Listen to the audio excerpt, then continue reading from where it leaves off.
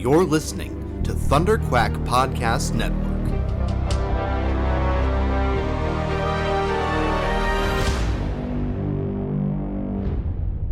What's up, nerds? It's time for another episode of the ThunderQuack Podcast, and this week, it's Ghostapalooza. We are talking Ghostbusters, Frozen Empire, and basically nothing else, so let's get into it.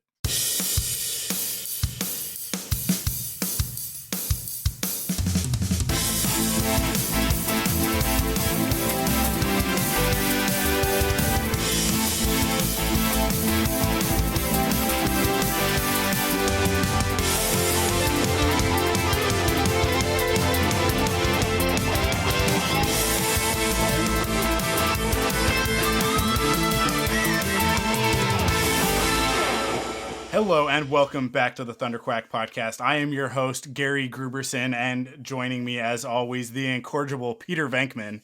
Dr. Venkman? Yeah, doctor. Listen, Mike. Yeah. I hate to set the tone, we're really excited about this movie, but I just have something I really need to get off my chest. It's been brewing for a while. I have to be honest with you about something. Okay. It's just, your theories are the worst kind of popular tripe, okay? Your methods are really sloppy. Your conclusions are always highly questionable. I just think you're a poor podcaster, Dr. Cohen. And I think you have no place in this podcasting network or in this fandom, frankly. But I hope we can still talk about the movie and still have a good time today.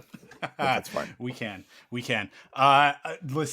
Listen, everybody, listen. I know that the word on the street is not necessarily going to vibe with what Joe and I are about to say, but let me tell you that never in my life have I felt that the critical response is more inaccurate. I mean, like the closest it's come is like John Carter, right? Like I'm still fighting that fight 12 years later. There is actually very little wrong with that movie. It's very, very good. This movie also, there's a lot of people saying a lot of stuff on the internet, and I just find a couple of things. I find that there's a lot of sort of like hipster, like, oh, it's not as good as the original. So, okay, fine. I don't really think that that's a metric that we should be using. We'll get into that. And then the other thing that I am finding is that I don't think a lot of these reviews are legitimate, real reviews. I am noticing that many of the major outlets, if you go in to read their reviews, because I don't read reviews a lot because most of the time I just trust my own opinion.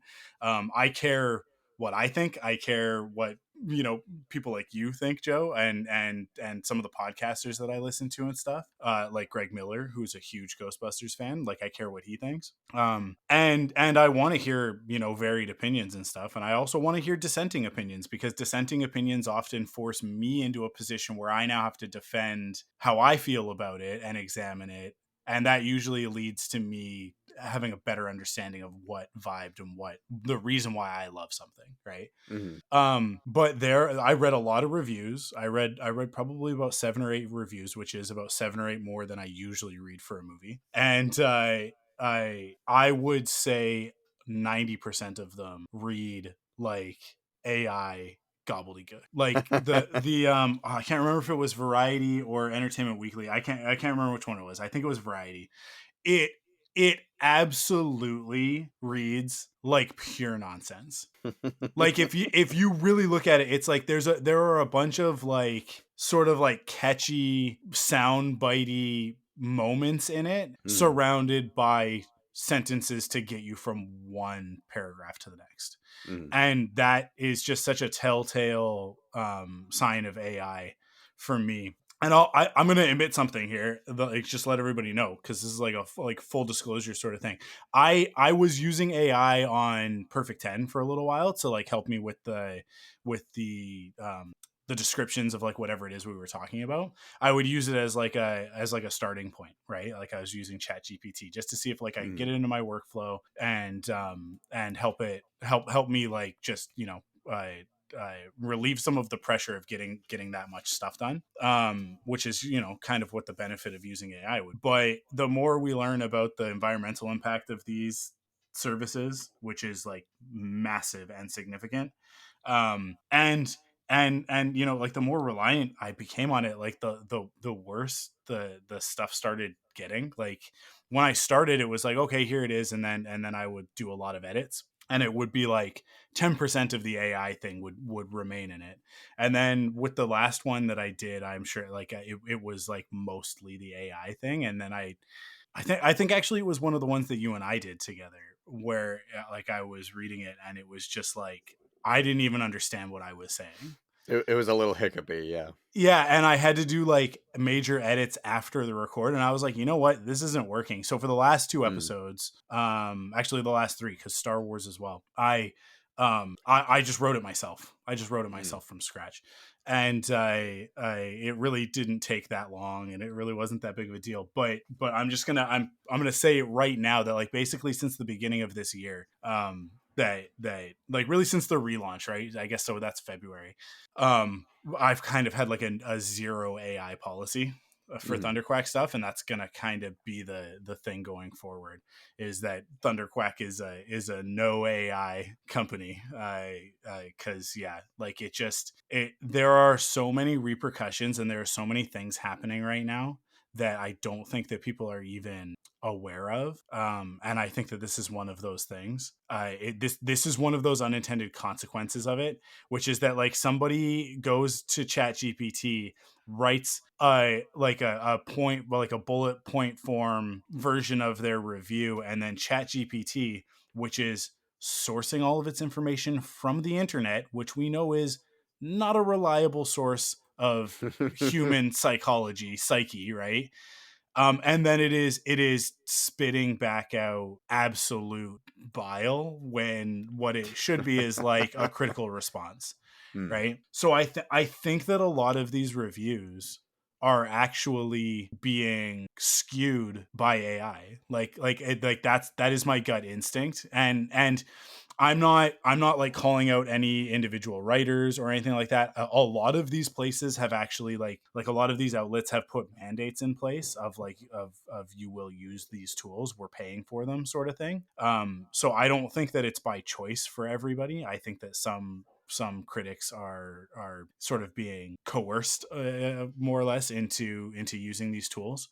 But yeah, I really found like once I'd read like two or three and started to notice these patterns in the way that they were written, I was like, I have to see this through and read a bunch more. And so like it just everything that I was reading was just like, it's just like I said, it's like they're like one liners. It's like, oh, like I don't even know off the top of my head, you know, they're like the sort of like you know, Siskel and Ebert, Leonard Maltin, like, you Yeah. know, Yeah. I sort of like Frozen Empire, more like Frozen Dumpire. You know what I mean? You guys know what I'm talking about. Where they try and like spin like a phrase or like ham Yeah. fist a really bad pun in there. So there was like stuff like that, and then just sentences that are basically like data dumps, which to me is like the telltale sign of AI, of Mhm. chat gpt in particular, which is just like you'll ask it something and it will just give you a data dump, and the data dump is, it might be relevant, it might not, and it really doesn't, like, there's no flow to it. It's just like,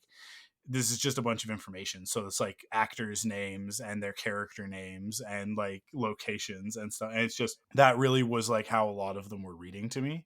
Mhm. So maybe I have a tinfoil hat on, maybe I'm going crazy, but I really, really feel like this is a thing that is happening.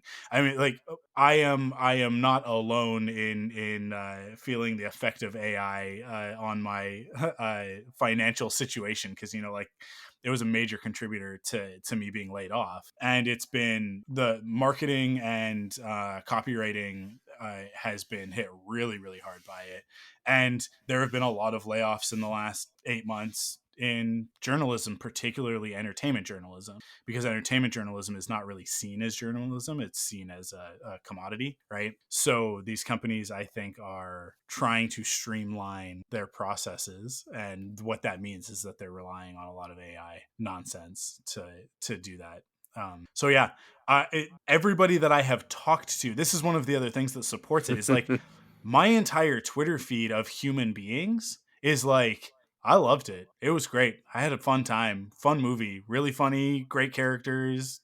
Like cool bad guy. Like people have all sorts of great things to say about this movie. And does it have problems? Absolutely. We're gonna get Yeah. into them for sure. Yeah. Absolutely. It is a mess of a movie, but it's a beautiful mess that I want to watch again and again and again and again and again. Yeah. So yeah, but that leads me down that path as well of like there's something going on with these with the critic stuff of like it's not gelling with obviously the fan response. Like Ghostbusters fans are over the moon for this movie. Yeah. And then like casual fans are also like, that was really fun and great.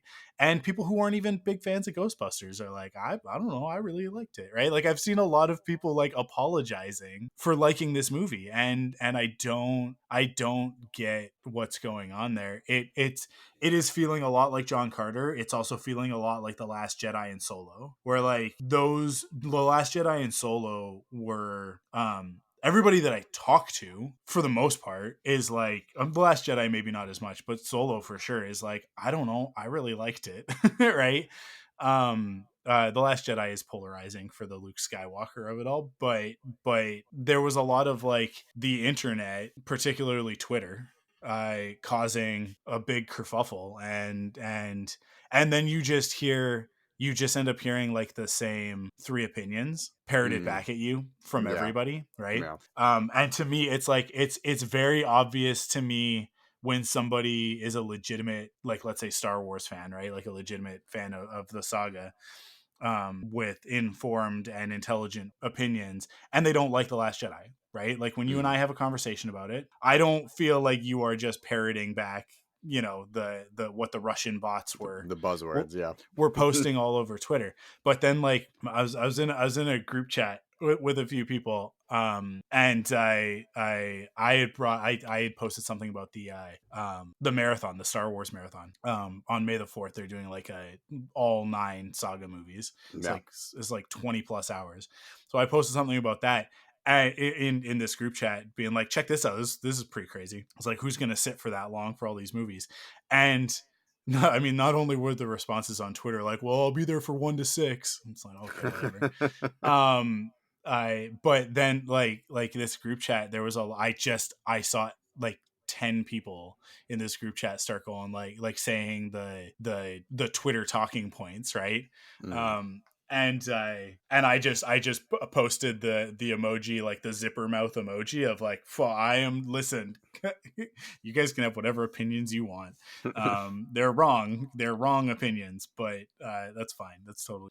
I regret bringing up Star Wars in a mixed social setting. I should know better than that. But yeah. There was lots of Disney is ruining Star Wars type of speak. And I was just boy. like, oh Yeah. my god.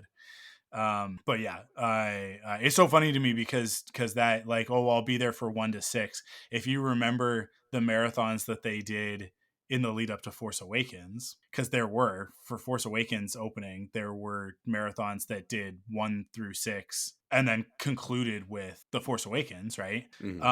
There were a lot of people then, and we're only talking, you know, how long has it been? We're coming up on an anniversary, aren't we? I guess not quite, but what is that, 7 years ago? There were people back then being like, oh, I'll be there for 4, 5, and 6, but I'll skip 1 through 3. And then all of a sudden the sequel trilogy comes out. Now everybody's a massive fan of the prequels. Where have you people all been for the last 30 years? I think a lot of those kids were years. just too young to like have a voice on the internet. You know what I mean? For sure. But I mean, like I can verify that some of these people are in their mid to late 30s. Okay. It's the same people. It's the same people that Okay. that crap on the sequels, like as a whole, like just as a general response. They're the same people that were crapping on the prequels because the red letter media things made them think that the prequels were bad, right? So I just like I'm getting similar vibes. I'm seeing similar Okay. patterns here with Afterlife and Frozen Empire, because now all of a sudden a bunch of people have negative things to say about Afterlife as well in retrospect, which Yeah. like Afterlife was very well received when it came out. Well, I remember critics not loving it. Yeah. And I remember a lot of that saying like, "Oh, well, the 2016 one had to die for this." Like Yeah. there was some negative pushback on Afterlife. I do remember it at the time. But yeah, it does feel a lot more negative now than it did back then Yeah. Yeah. on Afterlife. But the funny thing is that like within the fandom, within the Ghostbusters fandom, I'm also seeing a lot of like Star Wars fandom patterns. So I've seen 3 posts, 2 on Facebook and 1 on Twitter, that from like Ghostbusters fan accounts of really frustrated Ghostbusters fans being like, you know what? I think maybe some of you just aren't fans of Ghostbusters. You just like one movie from 1984, and that's fine. It's okay to like one movie from Yeah. 1984, but you don't like the cartoons. You don't like Ghostbusters 2. You don't like 2016. You don't like Afterlife. I don't think you like Ghostbusters. And it's like, you can go and you can find audio on the internet of me saying exactly the same thing about Star Wars. And I just find it so interesting that like, because there's a lot of crossover obviously in these fandoms, but there are some people that are just like, they are diehard Ghostbusters fans and they're now experiencing what we experienced Yeah. during the prequel Yeah. era, especially like in the midst of Clone Wars and everything, right? But then like really really hardcore over the last like 5 years since The Last Jedi, right? Where it's like everything that's come out since The Last Jedi, the majority of people have very negative things to say about, like they're just very like critical things. And it's like, I don't think that a lot of you like Star Wars. I think you guys like The Empire Strikes Back, which is like one movie out of now like 11 movies. Like, you know, and is nothing in comparison to the amount of hours of Clone Wars and Rebels and Bad Batch and Resistance and all of that, right? Like, and Ghostbusters honestly is like, it's already there. It's a franchise with a massive legacy, with hours and hours and hours and hours of content, especially stuff that most people haven't seen, that they just like don't even know about. Like, so many people just don't even know that Extreme Ghostbusters Dude, exists. can we talk about that for a second? So Yeah. one of my friends who actually dressed up with us, huge Ghostbusters fan. We were talking about like, oh, by the way, Extreme Ghostbusters finally came out on like the complete set. Mhm. Finally came out on DVD. I was so excited. And he's like, "What's Extreme Ghostbusters?" And I just looked at him like, "Are you messing with me right now?" He's like, "No, I don't know what this is. What are you talking about?" And like I went into the whole spiel. He's like, "What? That sounds awesome." And I'm like, "Yeah, man, it's awesome." And nobody knows about it. It drives me crazy. Yeah, it's I because not only that it exists in the first place, but that like it's actually some of the best Ghostbusters stuff out there, right? Yep. Yep. Like I mean, like so many Extreme Ghostbusters vibes in this movie. Yep. I mean, I would say like the overall tone of the bad guy is more Extreme Ghostbusters than it is Yeah. I real Ghostbusters.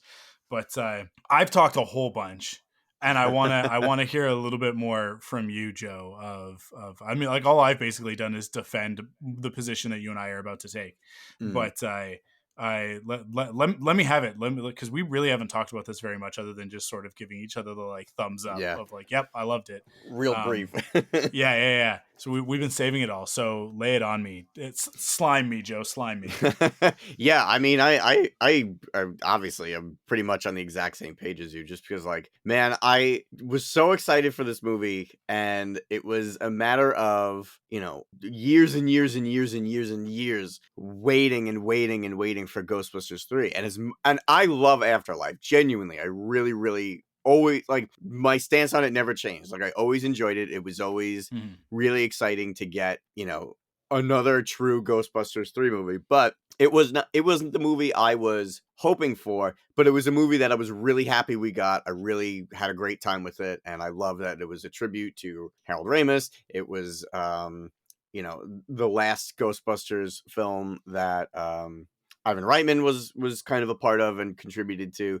So it was really important. I really enjoyed it. I loved where it left off. And if it was the last Ghostbusters movie we got, I would have been very happy. Mhm. But this is the movie that I wanted since 1989. This is Yeah. the next Ghostbusters film that ever since I was a child, I was like, well, I want the next Ghostbusters adventure in Manhattan with them already being Ghostbusters and just kicking butt. And it's a new fun adventure. And there's like new characters and new bad guys, scary ghosts, like all this stuff.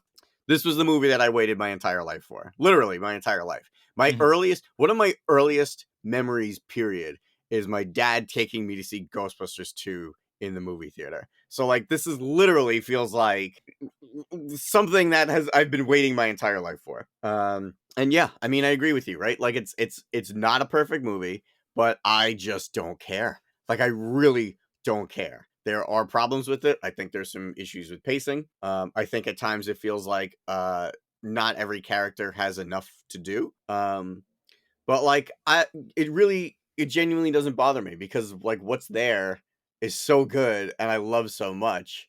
Like it doesn't bother me. I mean, really I think my biggest disappointment with the movie is that there was so much great stuff in the trailers and I watched everything. Everything that came out I watched. And there was so many like great one-liners and scenes and like little things that ended up not happening to make it to the final cut of the film that like I was really excited to see. Oh, what's the story with this? What's gonna happen with here? And it was just it was a little disappointing to see so much of that stuff not make the final cut. But what we got was awesome, and I don't care. Like, and what's really exciting too is that Bill Kinnan actually kind of went on record over the last few days saying that like, yeah, there's a lot of stuff that like unfortunately it was really really really awesome and it didn't make it to the final cut. He's like, but in whatever release we do, I'm gonna make sure you guys see those scenes. So I think that's a pretty safe bet that there will be deleted scenes and stuff on whatever upcoming release, and we'll get to see all that stuff. So I'm not too upset about it. And if you know he's the director, right? He's the creator. So if he's saying it's for the best, you know, you gotta trust that vision. Yeah, and I guess my other like I don't want to say nagging complaint because it's really not even a complaint. I'm really like okay with it. I do think the first act of the film itself, like just it's really slow until we get to that buildup. Like the intro is like awesome. That like 1904 flashback, really really cool. I really loved that. But like after that and after the first bust, everything just kind of like slows down to a crawl. But at the same time, I Mike, as you know, I'm sure most people who are listening don't know. I love the Ghostbusters Firehouse. Every time I have a friend in town who like is even a remotely small Ghostbusters fan, I'm like, oh, we got to go to the Firehouse, and we have to get like there's a bar across the street. We have to have drinks outside the Firehouse and just chill out. I love being at that Firehouse. Like that's like the Ecto One and the Firehouse are Ghostbusters like just icons. Like for me, like when I think of Ghostbusters, those are the first two things I think of before I think of any of the actors and performances and you know everything that is right about that franchise. But I, you know, as slow as I felt the first act was, I didn't care because we were just in the Firehouse for so much of it and seeing how everything connects and seeing, you know, the attic that we've never seen before and like all these like little Easter. I was so happy being there. I did not care that it felt like we were taking too much time there. I was like, nope, I'm okay. I want to live in this fictional Firehouse because the interior is not the same as the exterior filming locations. But I didn't care, man. I was just like, yep, give me more of this. I'll take a whole movie of people just talking in different rooms in the Firehouse. I don't need any busting. Give it to me. I don't care. But yeah, I mean, overall, really, really, really, really, really, really fun movie. Loved Garaka. Love the characters. Like everybody new that they introduced, I really loved. Everyone returning, I really loved because I already love them. Yeah, awesome. It was awesome. Yeah. I mean, like I echo all of that, right? Yeah. The first act is definitely slow. It takes a long time for the actual like Garaka stuff Yeah. to get going. No. We spend a lot of time establishing sort of a status quo and getting everybody up to speed on, you know, what's been going on, and how the Ghostbusters have been functioning. There's a bit of a question of like, where are the ghosts coming from? Because in previous incarnations, it's always been really clearly explained why there are or are not ghosts at any given point in time. So the fact that there just are kind of some ghosts around. We talked about this a little bit, you know, I think a couple episodes ago, about like, it's as easy as them just explaining that since what happened what it's Oklahoma, right? Yeah. Since what Yeah. happened Southern. there with Gozer, the sort of like the membrane between dimensions is just like it's very thin, like stuff keeps happening, and so it you know, and things have happened close together, and because of that, ghosts are just more prominent, and it's a problem that's probably only going to get worse. And then because it's really easy to do that, and they almost got there in this movie.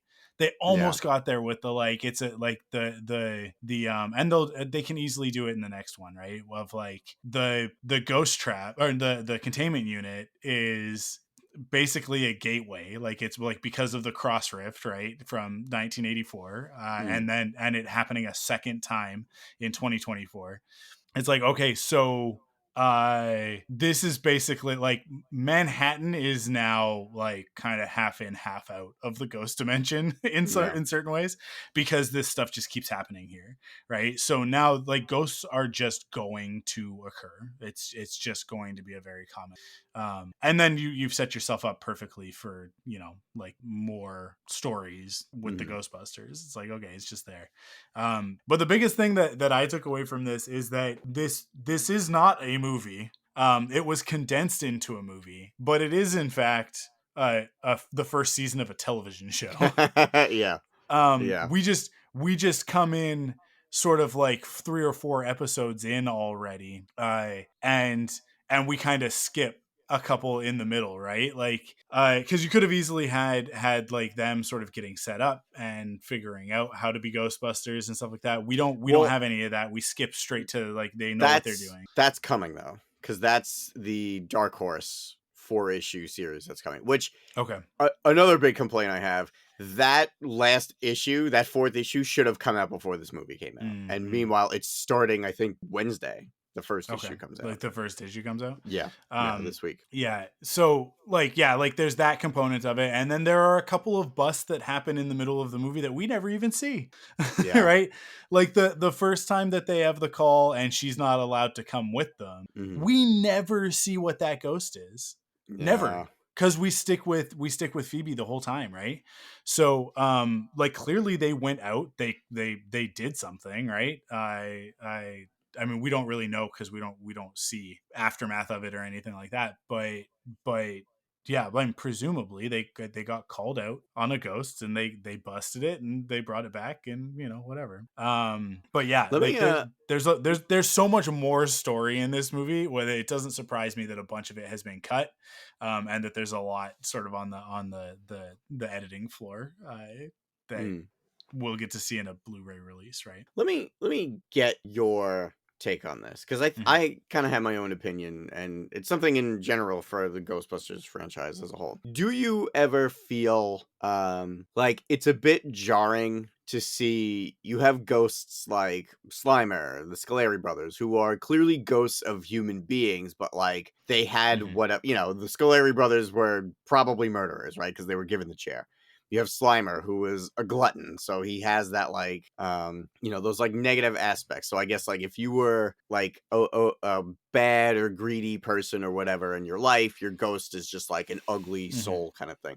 But then you have a character like Melody or Egon, who are basically just glowing, transparent humans.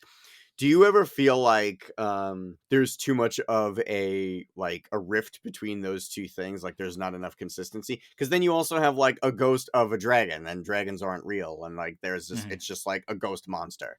Like, do you ever feel like there's not enough consistency between the different types of ghosts, or is that something that doesn't even bother you? No, Because it's it always doesn't. been that way, right? Like, Yeah, it's always been that way. It doesn't bother me. It doesn't bother me because the world, if you pay attention, explains a lot of it, right? And mhm, and I mean, a lot of what you just said is exactly it, right? Slimer is in the state that he's in because of the life that that person that became mhm, Slimer led, right? So he becomes a grotesque monster because that's what the psychic imprint leaves behind, right? The spirit that's there is this one that's sort of like warped and twisted into this creature.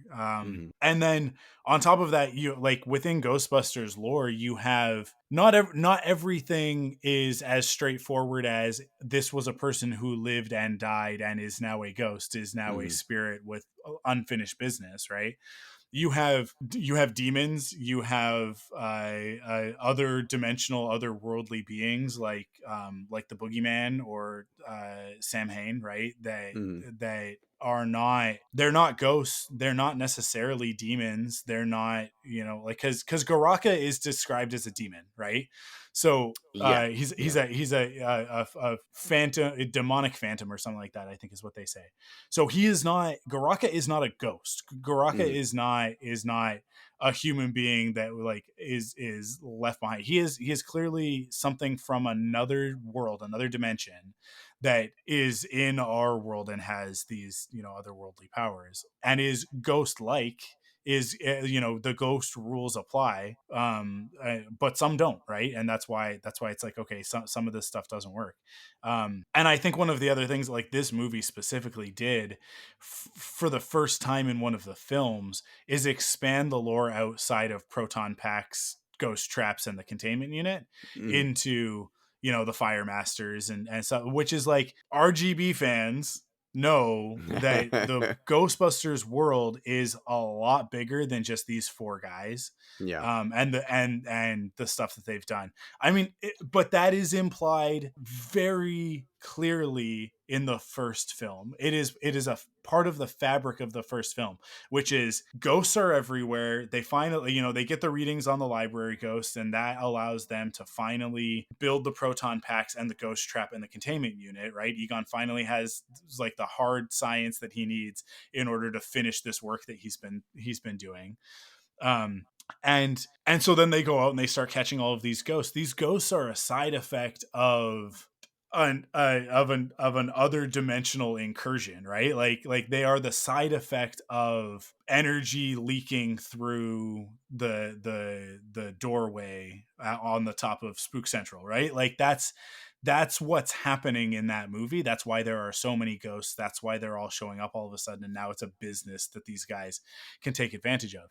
In the second movie, it happens again. The slime is, you know, because of Vigo, is creating extra psychokinetic and you know, I ectoplasmic think it's energy. I think it's actually the other way around. I think Vigo gains his strength because the slime is gaining so much strength from the negative emotions of New York that Okay, it's okay. just enhancing everything. And So we Vigo don't. just happens to Yeah, be the okay, strongest that's entity at fair. the time, so his strength is what's kind of, But there's like enhanced the most. there are circumstances that create these Right, things, yes, right? yes. So like, but within the cartoon series we have so many more like extra dimensional incursions from like I said, like the boogeyman and Sam Hain that are the Sandman, right? Like these are beings from outside our world that affect our dimension, right? Mhm, um and so yeah, like I think that there is just really clearly there are different circumstances and different rules and different things that happen. So the Hell's Kitchen sewer dragon, well, who knows what that is? yeah. Is that a ghost, or is that, I mean, it's got bones inside of it, right? Like is it actually like an extra dimensional being, like some sort of like creature from some other world that has just like managed to make its way through into our world, right? Because the other thing that we get in both RGB and Extreme is cryptids, right? Like we get Yeah. like like Chupacabra and the Yes. Jersey Devil and stuff like that are like the supernatural world within Ghostbusters is so much larger than just a person died and now they're a ghost, Mm-hmm. right? And I think like that's Dan Aykroyd, right? Like that's Mm-hmm. that's 1,000% him. And so much of I think what sort of ekes its way into everything, like it just sort of like seeps into it, is the stuff that's coming. It's his crazy coconuts mind, right? His beautiful crazy coconuts mind that informs all of that stuff. But this is the thing about Ghostbusters that I will always come back to. That core of it, that nugget that is at the center, that ridiculous bananas original treatment that Dan Aykroyd did, where it's the future, ghosts are everywhere, and it was meant to be like a sci-fi Star Wars type of movie. And then Harold Ramis comes in and he pairs it down into a movie about these four guys, right? Mm-hmm. That nugget, that core is still there. Yeah. Like it persists to this day, and it finds its way out in different ways, in each iteration, even 2016, because Mm-hmm. 2016 has some really cool ideas in it, and it's got some really great ghosts. I mean, that dragon ghost thing that they fight at the rock concert is fantastic, right? It's awesome.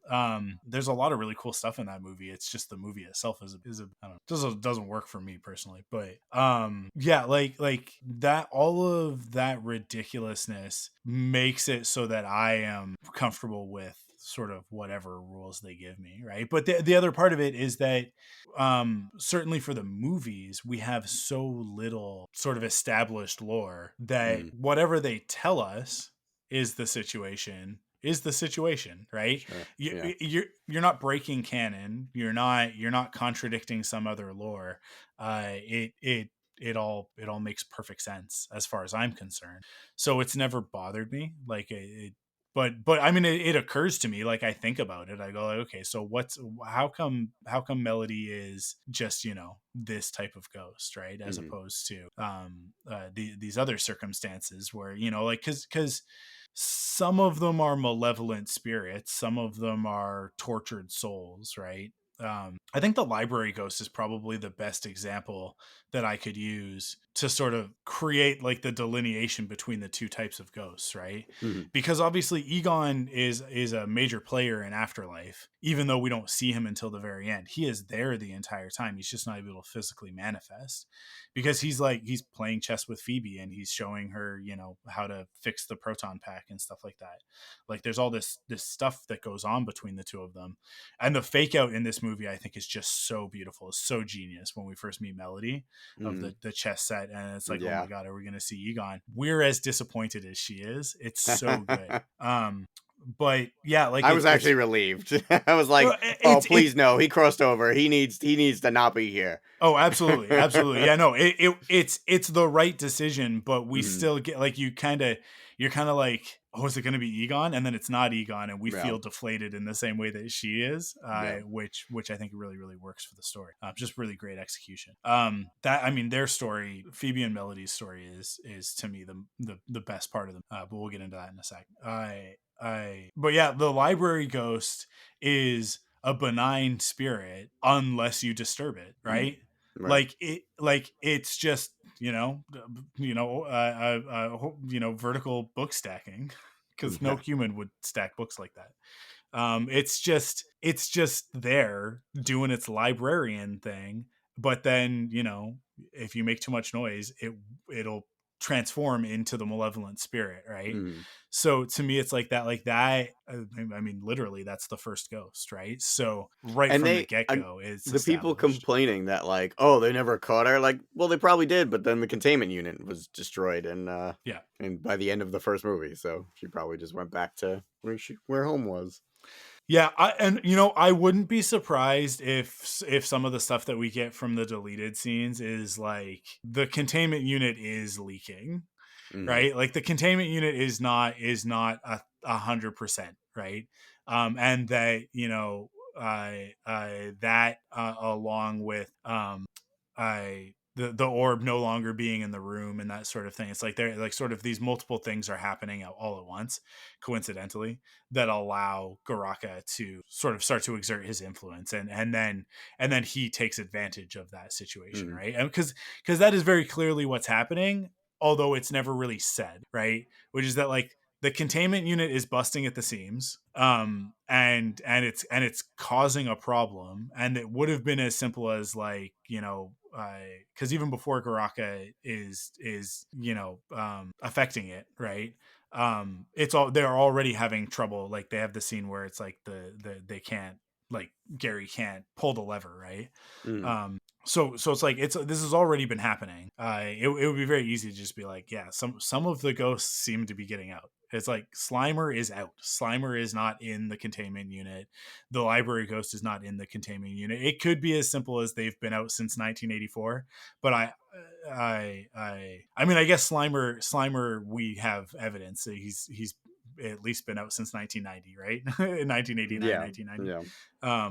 Because they didn't catch him again Well, in 84, right? Ghostbusters. Because So. he got out, he was free at the end of the film, and then he was never, we saw him running around the firehouse in 89, right? So since the first Yeah, cross rip, exactly. yeah, he's been Yeah. out. So Yeah.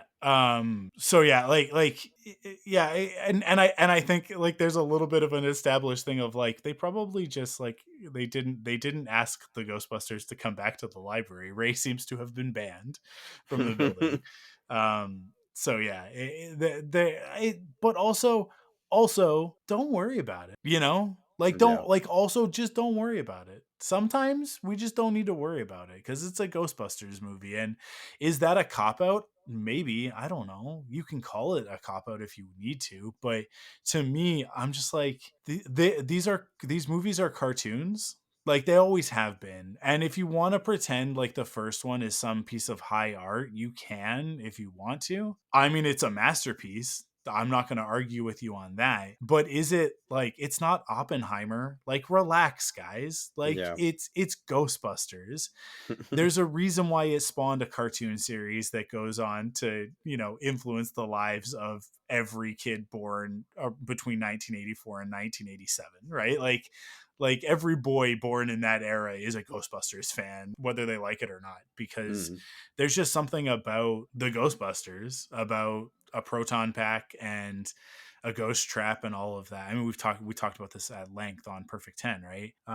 I think the resonant thing is, we're all scared. We all have fears, especially of the unknown and supernatural. And the Ghostbusters, they're just four guys. They're Hmm. just four guys. There's nothing, they don't have superpowers. They're not particularly gifted in any way. They're not physically fit, even, right? Like they are just they're four normal guys that run the gamut of like, well, you got your nerd, you got your sort of like eccentric goofball, you've got the sarcastic funny guy, and you've got an everyman in Winston. That it's just like everybody's there for somebody to attach to, for somebody to identify with, and they all have the same amount of power, right? Mm. Like it's uh, I'll always go back to it. Winston says it. We have the tools. We have the talent. That's it. That's it. That's all you need to be a Ghostbuster. And yeah, like that. That is I think such a special and magical thing. It's a thing. It's a thing that I think that Star Wars kind of got in its own way with the Phantom Menace, with midichlorians, which I think George has then, spent a lot of energy correcting since 1999. And I think the sequel trilogy and the Ahsoka series in particular have gone out of their way to be like, oh, okay. Midichlorians are a thing, but they're not the thing. Like, just Mm. relax about it, right? Because before that anybody could be a Jedi, right? There was no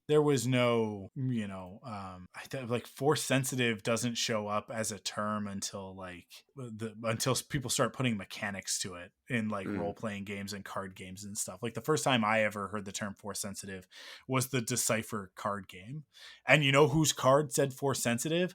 Han Solo. Not Luke Skywalker. Luke Skywalker's card did not say Force sensitive. Luke Skywalker was just a Jedi.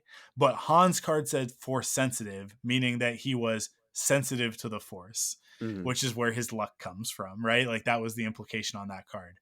But the Ghostbusters don't have that problem. There's no like and if you worry about it with like, oh, the Spengler family and all of that they would somehow make it that sort of a thing. I mean, I guess they made Fire Masters into a thing, which is like Ghostbuster Jedi, but but it's a separate thing, right?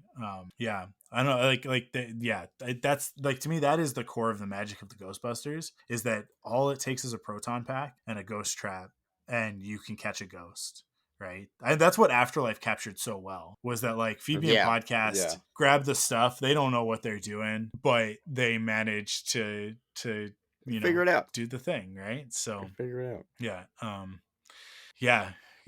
I don't know. I don't really know how we got on. Oh, you asked me that question about yeah. the ghost, I was just curious about your take on all of that. Yeah. Let me ask you a question for a change. Yeah, do it. What was your favorite part of the movie? Oh God, don't put me on the spot there. How many times have you seen it? So I've only seen it once. I was supposed to see it again on Saturday, but I had a little tummy issue, so that was the end of that. So I am going to see it again tomorrow, because I want to get that Ecto Cooler before Alamo nicks it from the menu. Favorite part of the movie, man. I mean, look, I am a huge sucker for just like when all of the forces are gathered. So, like, it's probably going to be when everybody shows up at the end. And even though, like, it was mostly Phoebe's proton pack that did all the heavy lifting. And I can't think of his name. I want to call him Haja, but that's his Star Wars name. Nadim. Okay, yeah. Even though it was really just kind of the two of them getting it done. I don't know, man. When everybody is together and the whole family's around, like, it's like, oh, God, this is so good. Like, I don't care what happens next. It's just like, it really probably was the reunion, and I had a feeling that was going to be my favorite part. I loved the bust. I mean, in the beginning in Ecto 1, because it was just like, oh man, this is just, I know these streets. I'm looking at these streets. I'm like, yep, I know where that is. Oh, there's City Hall. You don't realize it's City Hall, but they're at City Hall right now, because that's the block that runs right along the exact street where it was, come on, let's run some red lights. It was just a different camera angle, but you're on the same street. So this is my first Ghostbusters movie that I had seen them as a kid, obviously, but I had not, like, I didn't really start spending any time in Manhattan until I went to art school. So my art school was in Manhattan, and that's kind of how I started getting familiar with Manhattan in the first place, and spending so much time there. But this is the first time watching a Ghostbusters movie that I was like, I know where that is already. I've already been there before. I know exactly where this is. I know where the street is. I know how to get there from here.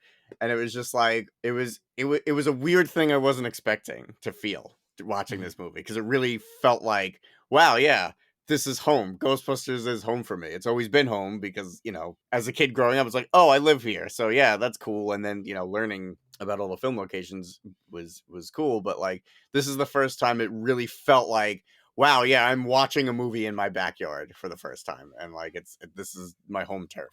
So that was really cool too. So that opening bust in general was really, really fun. All the character moments were it's so hard to choose. Ray was awesome in this movie. They did him so much justice, because, like, I don't know, man. Ray is Dan Aykroyd, right? And Dan Aykroyd is Ray. So if this were real life and you told Dan Aykroyd, yeah, you can't be a Ghostbuster anymore, he would be that annoyed and upset and depressed about it, like, and just be like, nope, doesn't matter, we're gonna do it anyway, because that's just like who he is, right? He just like loves the paranormal. He loves being a Ghostbuster. This is how Dan Aykroyd likes spending his golden years. This is what he wants to do. Dude, they did so much right. God, what else? You're right. The melody stuff is amazing. I mean, I don't want to talk too much about that in general, but like, I guess since I brought up the the kind of final battle, I think it's kind of neat. You touched on before how, the Ghostbusters aren't just, scientists. It's not just science that solves the, fixes the Mhm. problem. But for the most part, the films have kind of always been, science, maybe not overcoming, but at least kind of getting to the point that it understands and fixes the problem of the mysterious and the otherworldly. But this is, I feel like, the first time we ever had a Ghostbusters film, not so much the cartoon's done a million times, but where science isn't enough, but it is still really important. And it's also the mysticism, the things we don't really understand, but we understand that it exists. And you have that firebending stuff going on. And they're like, all right, we don't know how you're doing it, but we know you can do it. So we're going to take that and we're going to mix it with that, that brass plated cyclotron component, that those two things together are going to be enough to hold down Garaka while Melody comes in. And I thought it was so beautiful that they used her, what was it, her cursed item? Mhm. Is that what they were calling it? The cursed item? Yeah, they said a bunch of different things. They Yeah. didn't really use one term. But Okay. yeah. So the match that Yeah. she was stuck with and, was the reason that she was stuck here in the first place. It was the thing that was keeping her grounded in this dimension, was actually the thing that set her free, because she Mhm. was able to use it it was something that destroyed her family, but it was something that she was able to use to save Phoebe's family. I was like, oh man, what like great storytelling, that, you know what I mean? Like, it was such oh, what a cool idea for that character to have that character arc to kind of come full circle. And, especially after she had betrayed Phoebe and set her up to be kind of a pawn in Garaka's game. I don't know. Like, it's the final battle, Mhm. as I wish everybody else had more to do, because it really was just like, well, our proton packs don't work, so I guess we're just here. There were enough cool things that went on there that I really, really, really appreciated it. Yeah. Yeah. It feels like there were reshoots in this movie. I mean, there were reshoots in every Yes, movie, but right. there were significant reshoots in this movie. Yeah, And I think that the firehouse, like the third act of the firehouse, was one of the pieces that was majorly reshot. yeah, I think that initially there was more of an all out, like there are ghosts coming from everywhere sort of thing. yeah, yeah. Because if you sort of remember back to the trailers, there's the shot of the four of them with the jackets on the Right, roof. right. That's not in the movie, right? Like at no point in time do any of them even wear the jacket. I think Right. that Lucky is the only one who has one on, right? Hmm. Um, Dude, I the fandom is so pissed right now. They were like, oh, this is going to be, everybody's going to wear the jacket. yeah. So many people bought that jacket, and I would have been one of those people who bought one. I wouldn't have been pissed because it's a cool jacket, but like, people are so upset that it wasn't really as big a part of the movie as the marketing made Yeah. it seem it was going to be. Because it's like on everything, right? It's on they're wearing them in the posters. Yeah. It's not just the trailer. So people do feel like there was a little bit of a bait and switch there, but Yeah, for sure. So yeah, I think that I think that Garaka had a little bit more of an army in the Mhm. first version of this finale. Mhm. And then my guess is that it was cut for time. Yeah. Was that they wanted to just kind of streamline it a little more. But because it felt like it was a good escalation of stakes until like right up to the Ecto 1, like the possessor goes in the Ecto 1, and then the possessor leaves the Ecto 1, goes upstairs, and one of my favorite moments in the whole movie is when it goes into the pizza. There's just a fresh whole pizza sitting on the table, on the counter, which, like, let's not question that, but it starts flopping away, and then Slimer just comes out of nowhere and eats the Oh, so ghost. good. It was so And good. Finn Wolfhard's delivery of "I know that guy," it's so good. It's so good. His whole, like, CD, I don't even, there's so many plots in this movie, but his whole thing of, like, with Slimer is just, it is such a, I've heard other people be like, it's pointless. I'm like, it is not pointless. No. It's not pointless. No way. It's so It is what fun. it is what it is. Like, it is there simply for the fact that it is there. Like, Yeah. it's It's like, awesome. And it's great because Slimer is a part of the firehouse, right? Like this is finally an establishment in the movie universe that Slimer is one of the Ghostbusters as well, right? And it's a Mm. perfect setup for what hopefully will be an animated series continuation of this. That Slimer is becomes part of the team, right? That like Slimer is not a bad ghost. Not all ghosts are bad, I think was a really great thing that was established in this movie. But yeah, like that third act feels like it was missing something, like Mm. something was cut out.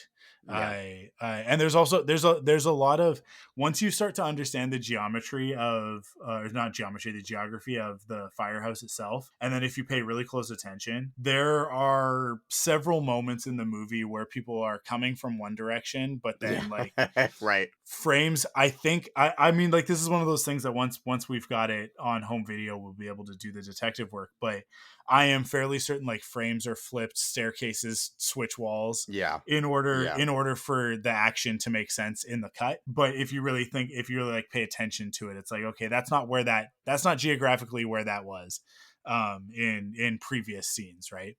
And that is another thing that indicates to me that like stuff was shifted around, and moments from sequences were used to cobble together what we ended up with. And so I think that's where like the first act is really slow and takes up too much time of the movie, and then the third act is way too brief Yeah. and Yeah. and just sort of like rams through a bunch of concepts. But I mean, ultimately, it all works for me, right? The way that Phoebe has her sort of stuff to say to Melody, and Melody has to sort of make a bit of a choice of like, I think that we needed another beat there. We needed one more beat for Melody to understand that like that's not like the gate. What we needed to see was what was on the other side of the containment, right? Mm. Like that she thought that it was something. We needed to see the moment where she sees what's on the other side, expecting to see her family, and she just sees an army of malevolent spirits, Yeah. right? And realizes like, oh no, like if this happens, Garaka is going to destroy the world, right? Yeah. And that she's kind of been hoodwinked a little bit. And they did kind of like tease. It's called Frozen Empire. We didn't really see Yeah, Garaka's empire like yeah, that yeah, alone. And like totally. all of the marketing was like they're literally most of the TV spots were saying Garaka's going to release every ghost that Ghostbusters have ever caught. And like Yeah, yeah, the moment happens, but like we didn't see anybody from the past. I was like, we're definitely going to see the Scoleri brothers and the cab ghosts, and yeah, and we yeah. just it was just all generic looking ghosts kind of escaping, and that was really it. Yeah, but the way that Phoebe uses her proton pack, Nadim uses the fire. We get sort of like the combination of the two, right? And then it's like, okay, so we've contained Garaka, we've stopped Garaka, but we can't. But now we need to like hold Garaka, right? Mhm. And that's when the original Ghostbusters go like he's standing on a trap. Like the Yeah. containment unit we said it earlier in the movie, it's really Mhm. just a giant trap, Yeah. and it's open. We just need to close it. Like we just need to hit the pedal, right? Mhm. And so that's what they go down to do, right? And I love like all of that stuff of like Peter, do you know what this means? Pretend for a second that I don't. and then him is like, so all we got to do is blah, blah, blah, blah. And he's like, Ray, we trust you. Just do it. It's so good. It's so good. Yeah, I mean, like all of that works so well for me. And then the button on the movie. The thing that really, really, really sends it all home for me is the dad moment. Oh Um, yeah. I love Yeah. it so much because it's like, Dad, Gary, whatever. And then she Yeah. like walks away. And it's like, yeah, I heard it. It's really good. Like I just think like all that family stuff is really good. But for me, the standout, I said this earlier, right? The standout for me is that storyline between Phoebe and Melody. Mhm. I was not expecting a queer teen romance storyline to be the heart of this movie, but it was, and I thought that it was really, really well done. I mean, the two of them had such good chemistry. Yeah, they were great. McKenna Grace is so talented, so talented. I mean, I said this when Afterlife was new. I was like, this kid is unbelievable, and she's only gotten more skilled in her trade as you know the years have gone on. She is. This is going to be a thing of like she's in these Ghostbuster movies, but eventually, like she's gonna be nominated for Academy. It's Yeah. she is very good. And this character, like Phoebe, is such a genuine nuanced character. I mean, like I want more from this world because I love that character so much and I love what she's done with it. But this storyline between the two of them, and her falling for a ghost, I mean, it is something that again, this is not a movie. This was the first season of a TV show, and to me it's actually a little bit of a disappointment that they did make it as a movie. I think this would have been much better as a 10 episode series. And you know, if Sony was like, we're gonna also have our own streaming platform, that's what it would have been. But Sony hasn't been that brash. It's because they tried on the PlayStation store to do it with, what was it, Powers, I think, and it's like nobody cares. But they just made it really difficult to understand how to watch the show. And it wasn't a streaming platform. It was like, there are videos on our storefront. Do I have to buy them? Yes. Okay, well then I'm not going to do that. It's not a subscription service because this is sort of like early days of PlayStation Plus and all that, right? But if they had a platform, they absolutely this into a TV series instead of a movie, and I think it would have worked better.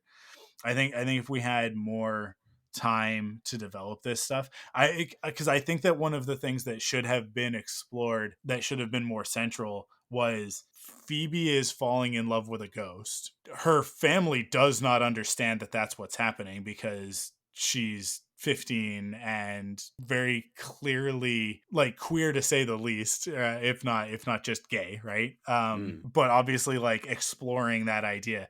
So that would have been a thing where it's like, well, Gary and Callie are not immediately going to jump to she's falling in love with a ghost because A, it's a ghost, and B, it's a girl. So like Yeah. what are you talking about?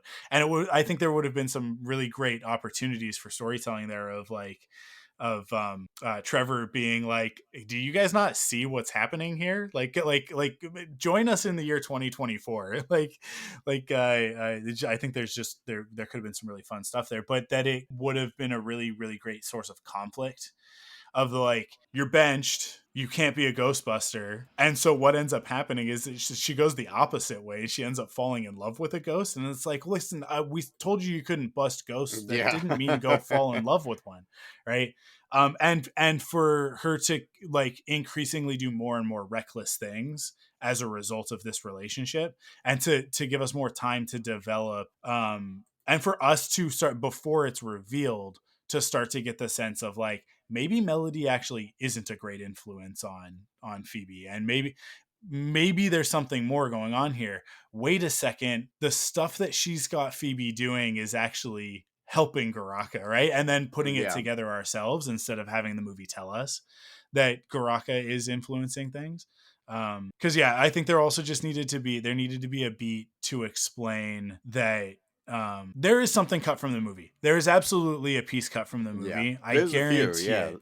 I guarantee it. Like, but in this storyline, they definitely edited this movie in a way, and I think this is the studio. I don't think that this is the filmmakers or the or the actors. I think that this is again, like, this is what I talk about with Star Wars, with the Finn and Poe stuff. I think that the studio got involved and was like, you need to cut out the stuff that is explicit about these two girls. Yeah, because I had the same thought.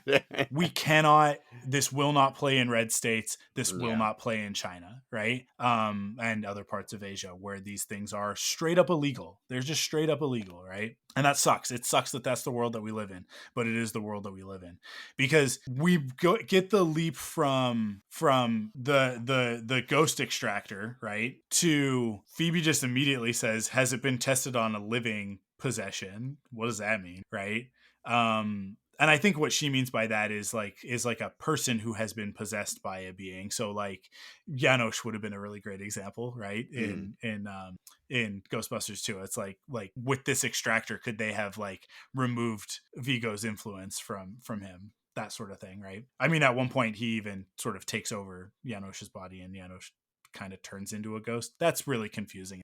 We don't need to get into it. But we get the leap from there to them breaking in and her extracting her spirit from her own body.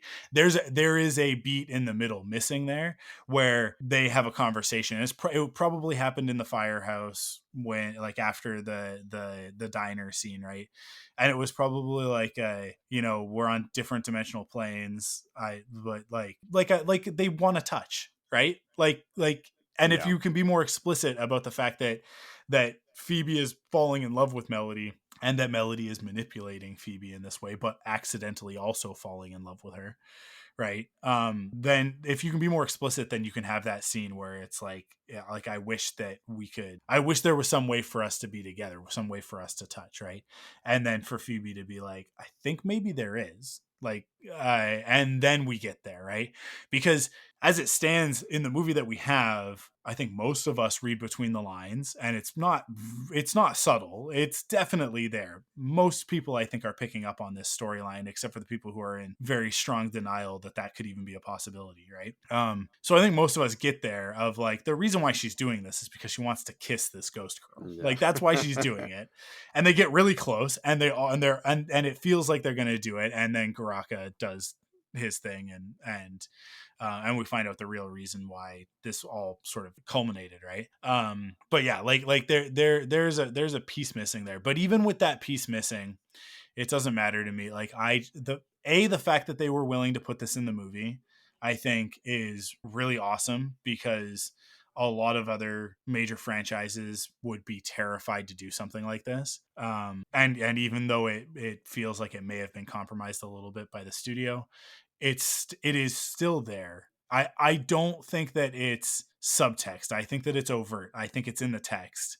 It's just they cut it in a way that there's almost like plausible deniability. You know what I mean? Which kind of sucks, and it feels a little bit a little bit queer baity.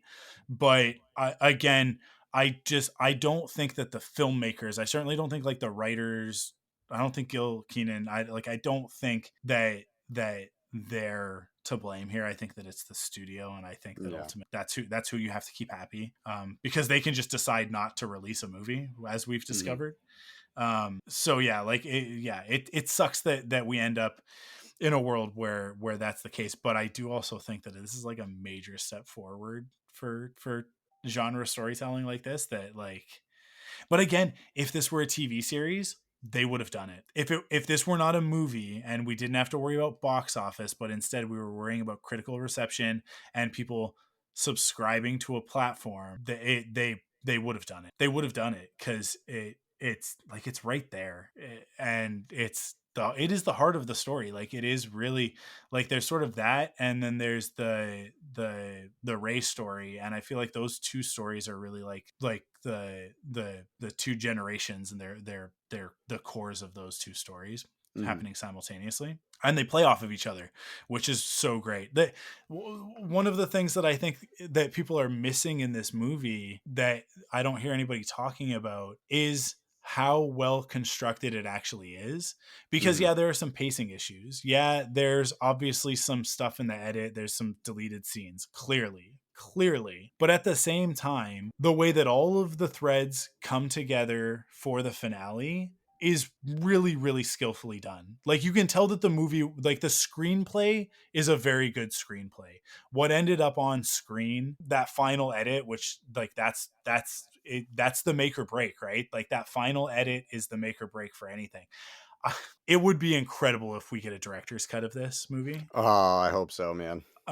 So because there is one. There is a director's cut. Because the movie had a runtime, and then the runtime like reduced by almost half an hour before the release, right? Yeah. So there is a director's cut of this movie and I would like to see it. I hope Yeah, that's I what he's talking about when he says there's stuff and you guys will get to see it. well, I want to see it. don't. Based on the context of what he said, it doesn't sound like it because he does say like, I think when you see that cut content, you'll Yeah. understand why it ended up not being in the final cut. So I don't think we're gonna get it. I would love to. I don't know, but very quickly, like a really neat thing that I just want to quickly say. So they revealed the cover for the steel bookcase Yeah. because that went on pre-order. I think the day the movie came out, they Yeah. actually put that for pre-order on Amazon. The model for each Ghostbuster on the cover is actually my fiance Tina, because we are friends with the illustrator Chrissy Chung, who illustrated that piece for Sony. And Chrissy was just like, I really need reference. Can you help me? So we like Tina suited up. So we just took a bunch of different angles of Tina doing different poses and stuff like that. And like that's so Tina is every Ghostbuster. And that proton pack is her HasLab pack. So I was just like really excited about that. And it's finally revealed that, people are seeing it now. So if you see the steel bookcase, it's each Ghostbuster on the cover is Tina. That's awesome. That's fantastic. That's a really cool. I'm so jealous of Yeah. Chrissy for getting to draw it, but it's she's part of an agency that gets to do them. And then of Tina for getting to be kind of sort of on a Ghostbusters cover. That's like the neatest thing. Yeah. Yeah, I'm like there there are a lot of editions of this movie already. Oh yeah. Being promoted, right? The thing that's kind of interesting for me is that I bought the 4K Ghost Trap set that they did after Afterlife released, right? Or maybe with the release of Afterlife on 4K. I don't remember exactly when it came out, but yeah, I've got that one, right? And it's awesome. It's like I no regrets. Like it is an awesome set. I am I pre-ordered that the week it went up. Like maybe within 2 days it went up, and they never sent it to me.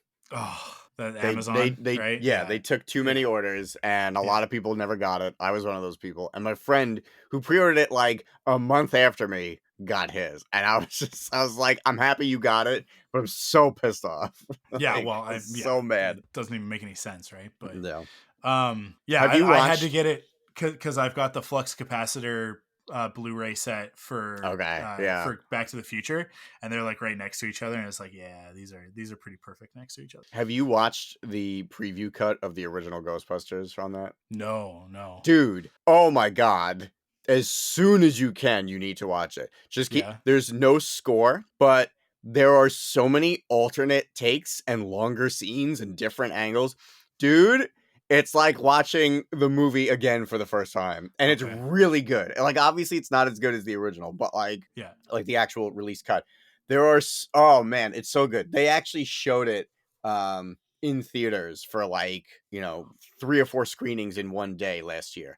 And it was so awesome. And Jason Reitman actually came and like did like a little intro for each screening. And it's so good. You have that set. Honestly, I think that's like the best. That's the jewel of that entire set, man. You have to check that out. It's so funny. I get these sets, right? Like I have all of these things, and it's because I'm a collector, right? And then I very often like don't end up ever even putting the discs in anything, right? Oh no, man, you got to do it.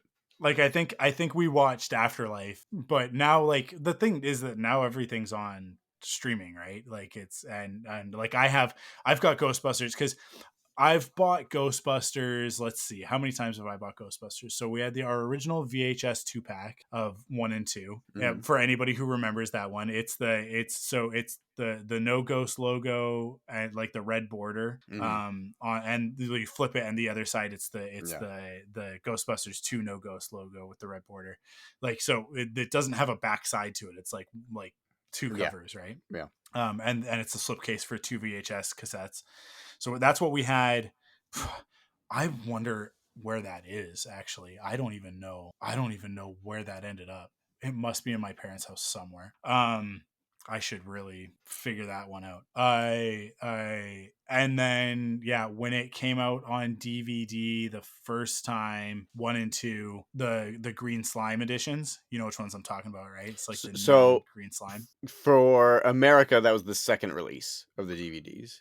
Yeah, I think so. And there, so I have a slip case set that's like it's the thinner I like jewel case. They're like the plastic cases, right? So it's the two of them in one, and they're the really thin ones.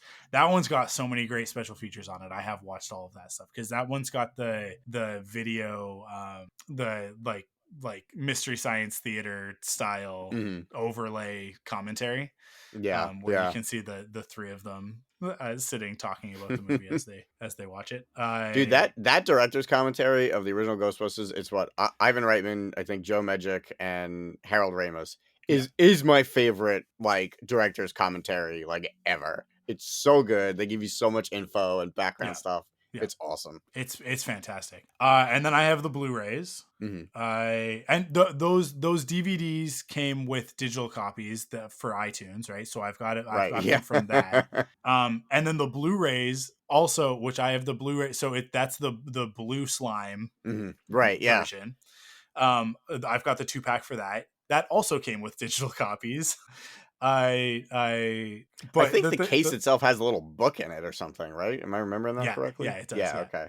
And then I have the 4K box set that we're talking about. So like I have bought those movies 4 times. Well, I didn't buy the first one. My parents bought the first version, but I myself have bought them 3 times. And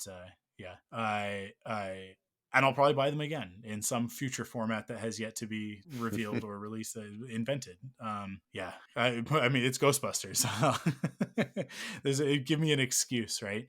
But the Ghost Trap box set is so good because it like has sound effects and lights. Yeah, and lights stuff. up. Like, that's crazy. It's so good. I should pull it out and just play with it a little bit. Maybe I'll post it on the TikTok. Go follow us on TikTok at ThunderQuack. I think it's just ThunderQuack on TikTok. Yeah. I don't know. Go find us. ThunderQuack Podcast. You guys know how to use the Google. Use search stuff. Yeah. Is there anything else to say about this movie? Did you buy a popcorn bucket of any kind? I did not buy any merch because I spent extra money on tickets for Proton Packs for me and Tina. So I wanted to make sure our Proton Packs had seats. So I did not pick up any of the merch. Really, I mean, right now the only Ghostbusters merch I'm hoping to get is more Plasma series. I did buy the most recent HasLab, the 2 in the box. So it's the Ghost Trap and the PKE. Yeah. So I'm like right now I'm being very careful about what I'm spending money on in terms of just stuff that isn't a necessity. I do have another question for you. I know you want to wrap up, but I don't know. Maybe this is a loaded question. I'm not sure. What are your feelings on the mini puffs returning after seeing the ones that we saw basically die when they were trapped? And after everybody kind of saying, well, the Gozerian era is over. And yet we still have mini puffs. What are your feelings on them being back and just being kind of like the minions of Ghostbusters now? Yeah, I mean it's ham-fisted, and it's just like they are literally just like shoved in to the movie. I like they are not organic or germane to the plot in any way, shape, or form. In a way that like other things could not have just represented that. But like they need their Grogu, you know, like every franchise needs its Grogu now. And it doesn't bother me. It doesn't bother me in the least, right? Like it's a little obnoxious, but they're short scenes. They don't take anything away from the movie as far as I'm concerned. Yeah. And yeah, it makes for cute merch. So I'm fine with it. I did kind of like that they used them to, you know, literally kind of explain like, oh yeah, Garaka is talking to all of the other ghosts. Yeah. So like seeing so many of them reacting, like, yeah, I agree. It could have been like other ghosts that they had in the lab contained. You know, they could have served that purpose too, but like at least they served a purpose, right? And they weren't just there to be the silly minions causing trouble or whatever. I think that there's an attitude in this movie that ghosts are not all bad, and that not all ghosts require busting. and I think that the mini puffs, they play into that, right? That like Sure. that you know, I along with what Winston says when they get to the paranormal research lab or whatever, I can't remember what they call it, center, I think. Sure. He is, you know, we've been busting ghosts, but now we can observe them, right? And that's why it's an aquarium. That's why they use the aquarium. It's not just a random choice, but like they picked an aquarium because they have the tanks, right? So Mhm. they can create these enclosures so that they can observe and study the ghosts. And which is it's such a great thing, because it comes out of real Ghostbusters originally, of like Ray basically saying to the other Ghostbusters, and Egon very quickly agreeing with him, of like, when Slimer shows up, that he's like, this is our opportunity to like study a ghost up close. Like, he doesn't Mhm. seem to want to hurt us. He seems to like you, Peter. Like just, if we just feed him, he's gonna hang out, and Yeah. then we can learn so much, right? And then the video game like took that and did like a movie realistic version of it by having like the containment enclosure in that Slimer was in, so that Slimer could be seen and so that he could escape, and then you have to go catch him. But I like that we're establishing a world where not all of the ghosts are ghosts that need to be caught, just the ones Mhm. causing problems, Yeah. right? So I think that bodes well for future storytelling, whatever it ends up being. i I really feel like we need to get like updates on animated series and other movies and Oh, stuff like dude. that. Well, he did. Gil Kinnan actually did talk about the animated series. It does not sound very far along, man. He's like, yeah, the scripts are being written, and I've seen some Mhm. of the artwork, and I was like, oh god, this sounds like they just actually started. They announced it like 2 years ago, and it's just Yeah, like yeah. scripts are written. Like, huh, okay, it's gonna be a while. I talked about it on the last Off the Record, and I mean, like, what I would like to see, as much as I want an animated series to continue these stories, and I like with the movie characters and stuff, I think that it would be more interesting for me if an animated series continues the real Ghostbusters timeline, right? Mhm. So we would have extreme Ghostbusters characters come back in it, and you Oh know, my god. like that you would then like be continuing on from that version of the world. Mhm. I That's what I would like to see. I don't know that that's what they'll do. I think that they'll probably try and tie it into the more directly.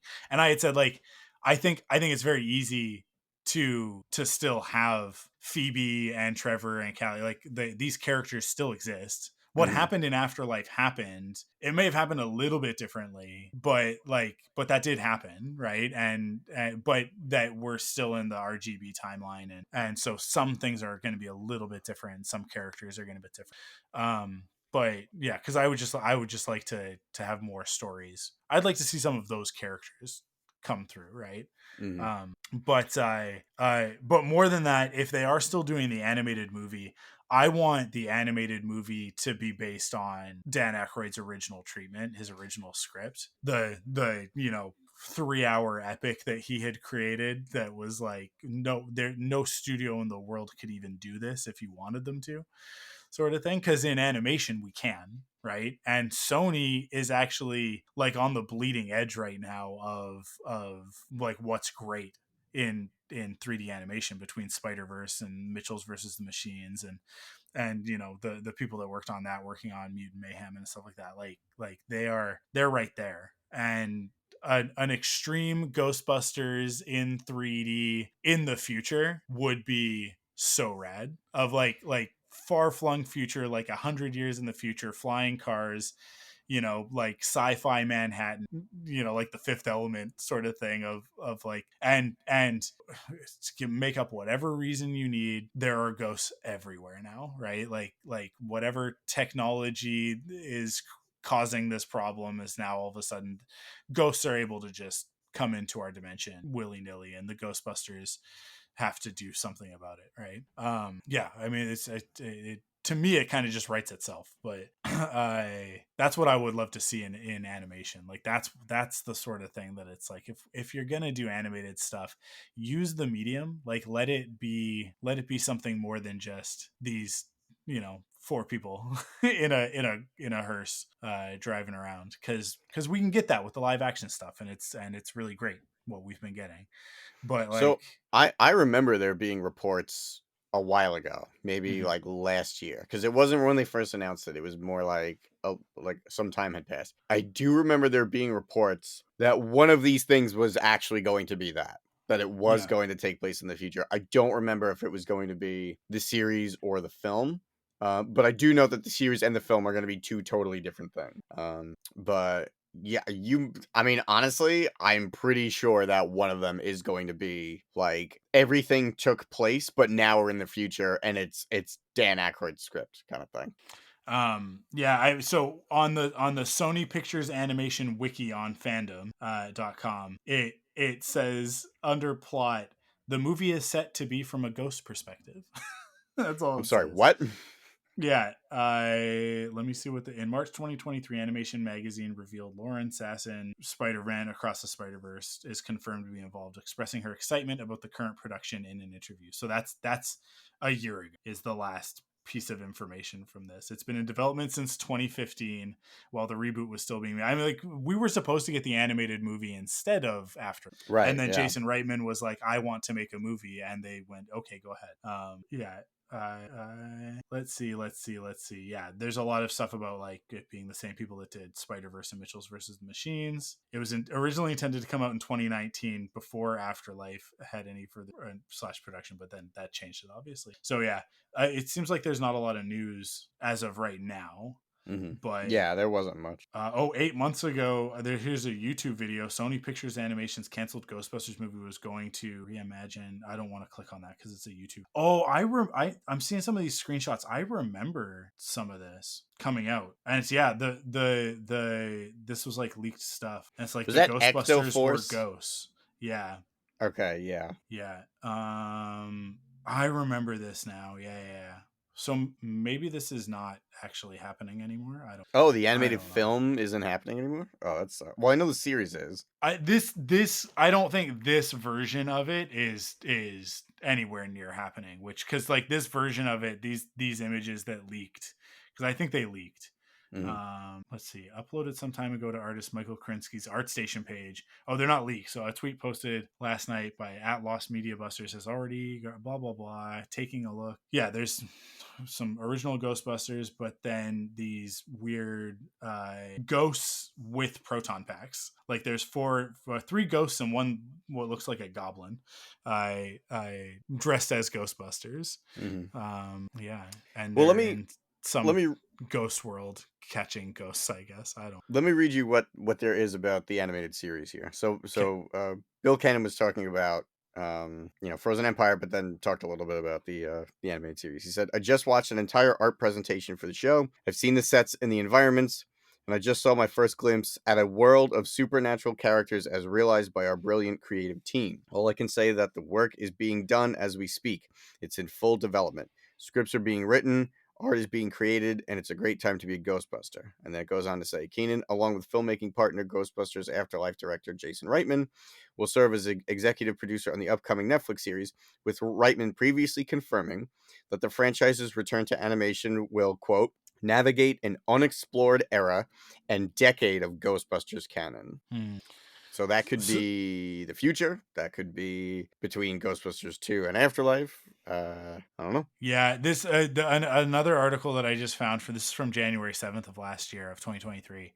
There's it's because I think this is Gil Keane and Jason Reitman standing in front of it. And it's an image of the No Ghost logo with Slimer busting through it, but it's RGB Slimer. Okay. So yeah, maybe like I might be on the right track, but instead of it being a continuation from Frozen Empire, it's like an unexplored decade says to me that we're talking about telling stories in the early 2000s, because Okay. we've got the 80s, we've got the 90s, right? Yeah, that's true. But 90s is we extreme don't have Ghostbusters, yeah. the early 2000s. We've got the 2010s now, right?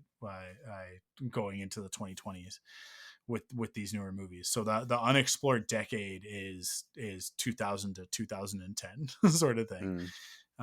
Actually, I would say even like 2005 to 2015 would probably be more accurate, because Extreme Ghostbusters is like kind of right up on 2000, right? What is it? It's Yeah. like 98, Yeah. 99. Yeah. It was, I think, 97 it came out. Yeah, it was about 97. a Okay. year. Yeah. Yeah. So yeah. That will be interesting. It would be interesting for them to just sort of go back and but if this image is an indicator of what the sort of the source material is, like, then it looks like maybe it is real Ghostbusters, or they're just using that art style. But I don't know. There's sort of an aspect of real Ghostbusters where it's like, well, it is like canon in a way, but it's also not, and like, because the first movie is canon to real Ghostbusters, because what's the episode with the evil Ghostbusters, with the ghost Ghostbusters? Oh my God, it's like Ghost Smashers or something. Yeah, something like Yeah, that. I know what you mean. You know the one that I'm Yeah, talking about, they're where like the their green suits ones from, where they're in the flight suits. Yeah, yeah, their suits from yeah, the original movie that right. Peter was supposed to destroy. He puts he shoves them behind the containment unit, and It's not Ghost Arrested. yeah. Oh, it's gonna be crazy now. I gotta look this up. And then they basically ghosts get into them, and then start trying to capture the Ghostbusters, wreaking all sorts of havoc.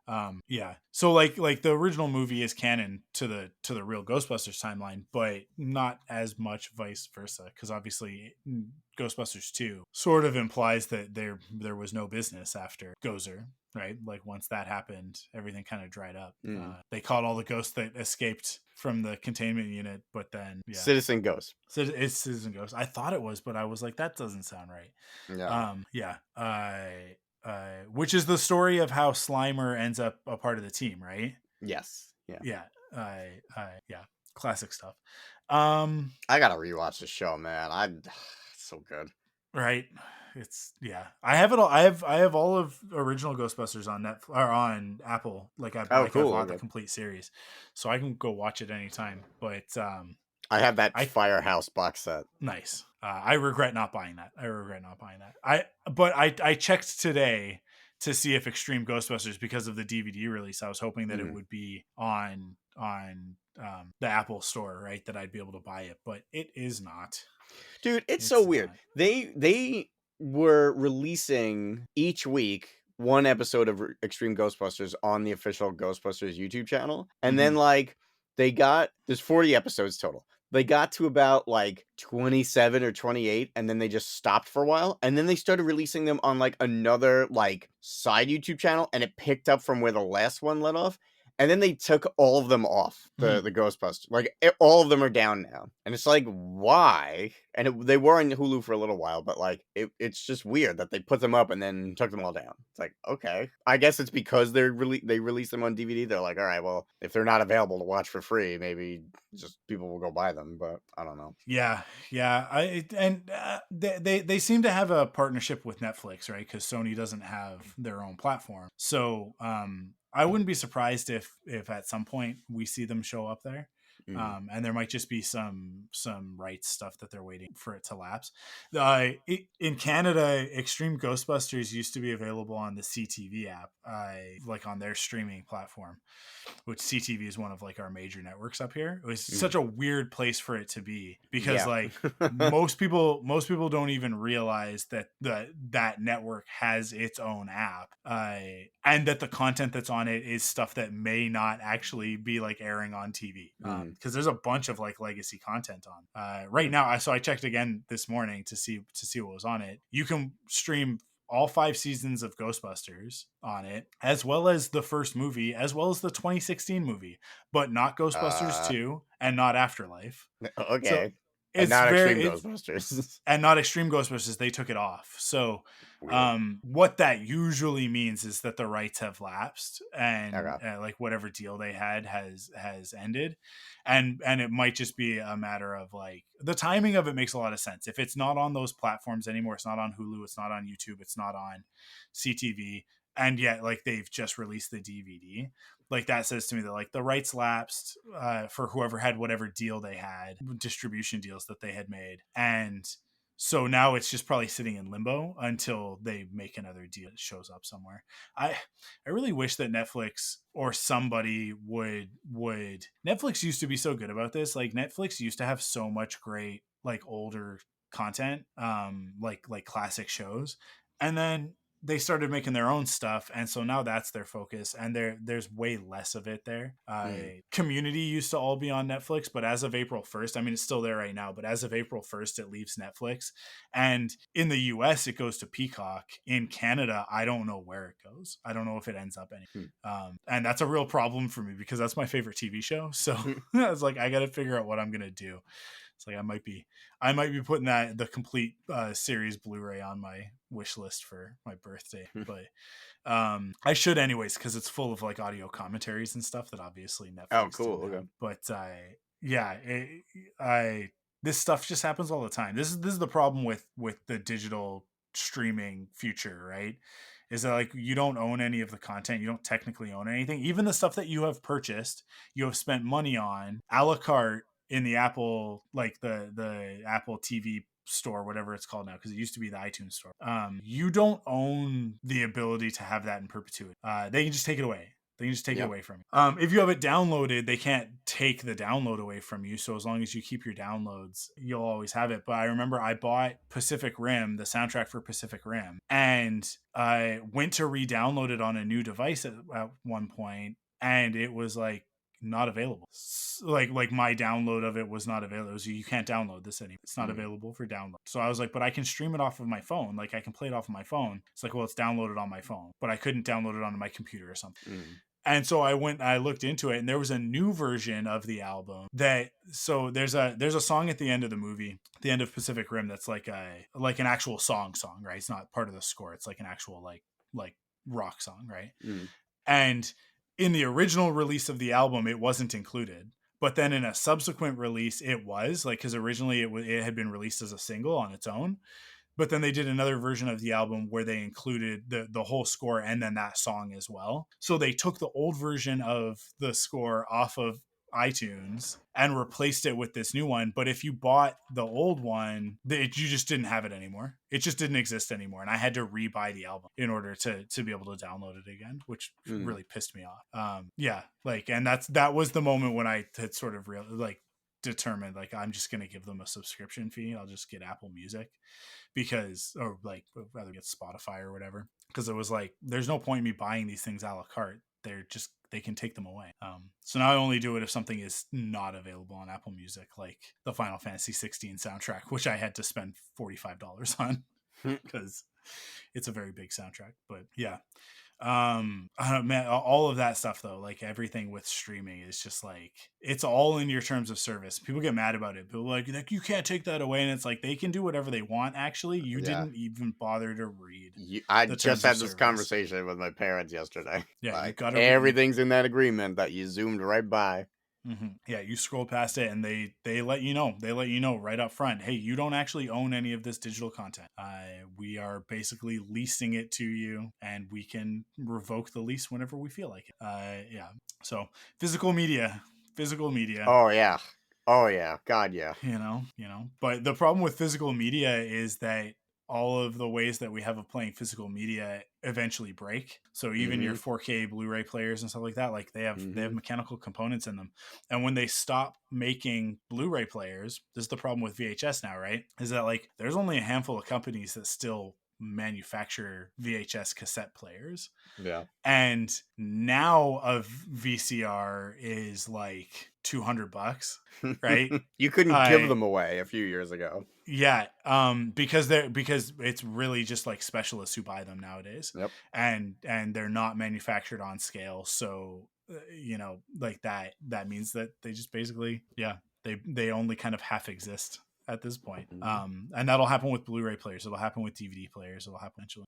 And then our physical media just kind of sits there, and it's like, well, you need something to play this, but I don't know. That's why I bought a PlayStation 5 with a disc drive. I was like, absolutely, disc drive, so that I can play 4K Blu-rays and stuff. But I think we're done talking about Ghostbusters at this point. I think that this sort of signals that, right? Any parting thoughts, any final thoughts before we wrap up the episode? Please give us more Ghostbusters. Please give us more Ghostbusters. And if you don't, we're going to take it. Yeah, by We're going to force. come. We're going to take it. Yeah. Give us more Ghostbusters. More, please. We like it when they do bust the ghosts, because it does feel good. Mm-hmm. So yeah, please more Ghostbusters immediately, and also in perpetuity. And I think this is a reasonable demand. I think so. I think like at any cost, any expense. I don't care. The human cost, the fiscal, none of it matters to me. I just want more Ghostbusters, and you can give it to us. Damn it. The movie is not making a lot of money right now, so everybody please go see it again, and then see it again at least one more time. So that's 3 times that you have to see it. I've seen it twice, which means I have to go see it one more time, but I will probably go see it 2 more times. I really want to go see it in IMAX, and that means I got to go see it like this week, because if I don't go see it this week, by Thursday, all of the screens will get taken over by Godzilla, right? So, not that I'm complaining. I want to see Godzilla in IMAX as well. But yeah, actually that means like basically I got to tomorrow. I think. I don't know. I have to figure that out. I'm going tomorrow too for that. Well, I'm going tomorrow because I want the Ecto Cooler before it's gone, but go support this movie. It's a very good movie. I hope that if you haven't seen it and you listen to this whole episode, that we've convinced you that it's a lot of fun. It's very good. I know that we had a lot of like critical things to say about it, but that's just, because we're discussing it. It really is very, very good. It's a very good movie. None of these things are really hurting my enjoyment personally of this movie. Yeah. They are things I noticed, but like I don't care. They're not gonna bother me. Yeah, this is not a Rise of Skywalker. No. It's not like there are things in the movie that I take issue with that like actively hurt my viewing of the film. There are just something. If anything, the problem is that there's not enough of the movie. It should either be a TV series, or we need an uncut version with all of those scenes restored. Go see Ghostbusters Frozen Empire. Subscribe to this podcast. Give your money to Sony and to us, but not in that order. Give us money first on patreon.com/ThunderQuack. We didn't do the break in the middle where I promo the Patreon, so do that and get access to exclusive podcasts and all of that other stuff. You guys know the deal. I don't know if we're getting any new listeners off this episode. If we are, we have a Patreon at patreon.com/ThunderQuack, and there's like exclusive podcasts and bonus episodes and early access and all sorts of stuff like that. So go check that out and support us. That would be awesome. That's it for this episode. Thank you, Joe, for hanging out and talking about Ghostbusters. I know it's a real trial for you. It's very difficult for you to speak at this franchise. Don't you forget which way the favor is going on this one, Michael. Yeah. And thank you everybody for humoring us and allowing us this space. I mean, like, it's so rare that a couple of white guys in their 30s get to talk about geeky things. Yeah. I'm so grateful that we have this space to do it in.